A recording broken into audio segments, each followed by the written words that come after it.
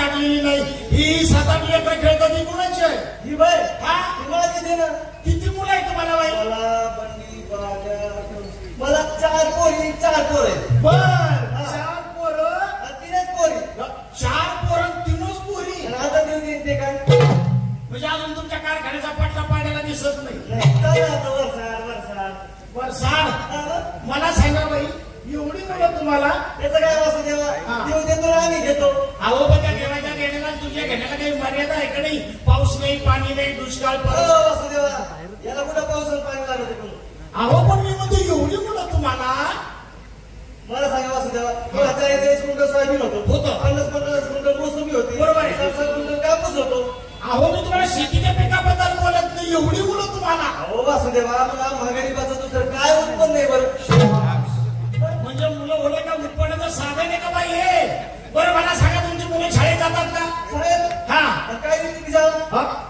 ती शाळा म्हणजे ही माहिती नाही. कोणती शाळा नाही एक लेकरू शाळात नाही.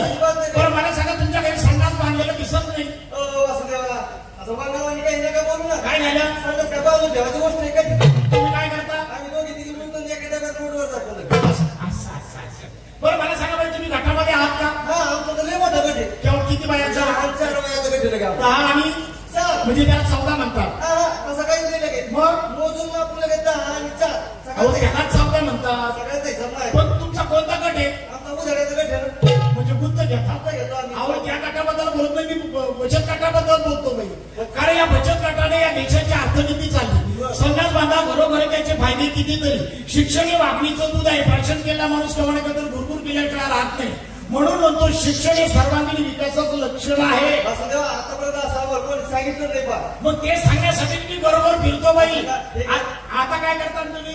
बचत गटाचा बचत गटाचा आमच्या स्वतः शौचालय बांधणार आणि मुलं शाळेत घालणार. आता शाळेत घालणार आम्ही. बर चांगली गोष्ट आहे. ठीक आहे. आणि मला मध्ये दान पावलं. बरोबर अहो दान पावलं Yeah.